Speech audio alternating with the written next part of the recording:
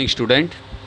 तो कल जो हमने एक्सरसाइज 3.3 के कुछ क्वेश्चन किए थे उसके क्वेश्चन नंबर हम 10 तक सोल्व कर चुके थे। 11th क्वेश्चन आप खुद सोल्व कर सकते हो। क्वेश्चन नंबर 12 हम करवा रहे हैं भाई।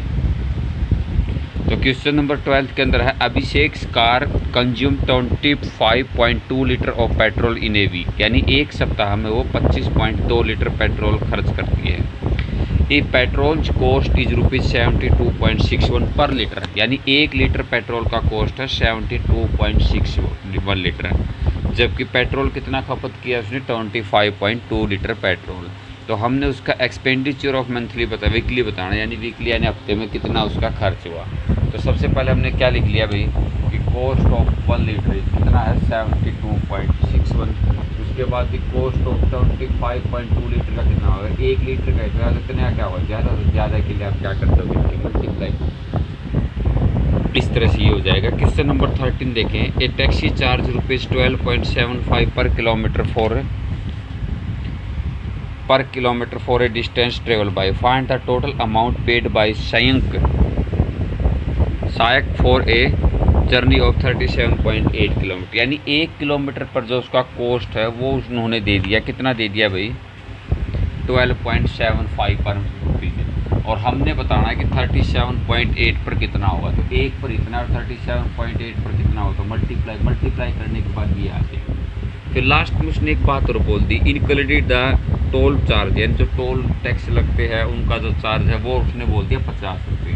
तो टोटल जो उसका एक्सपेंडिचर होगा या टोटल जो कॉस्ट बनेगा उसका कितना बनेगा उसका, यानी 481 तो है भाई ये, और साथ में 50 रुपये और उसका टैक्स का लगा। तो ये आ गया आपका कंप्लीट 95.135, ये आ जाएगा यानी 531.95। ये उसका क्या हो जाएगा चार्ज हो जाएगा टोटल टोल टैक्स के साथ भी।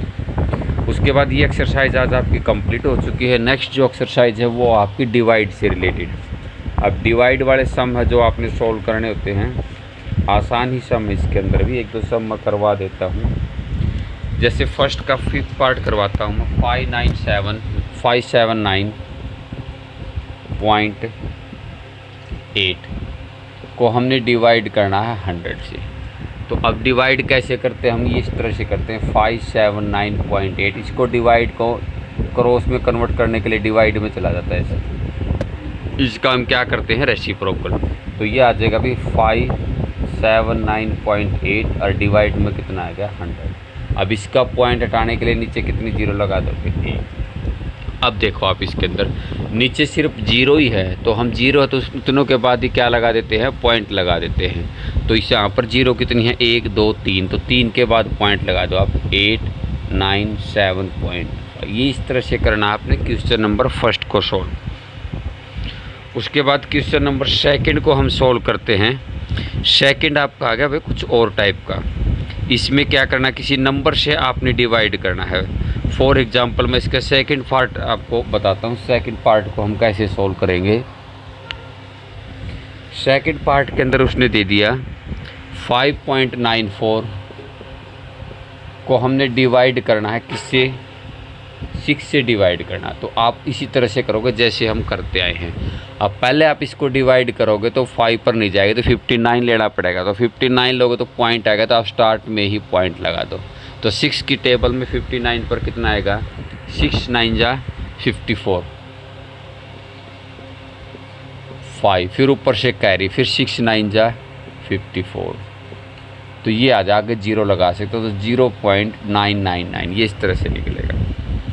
एक पार्ट और करवा देता हूँ मैं इसका। जैसे ये है 422.4 को हम डिवाइड करेंगे 96 से। अब 96 से डिवाइड करोगे स्टार्ट में देखो कितने की जाएगी, तो ये जाएगी आपकी 4 पर चली जाएगी।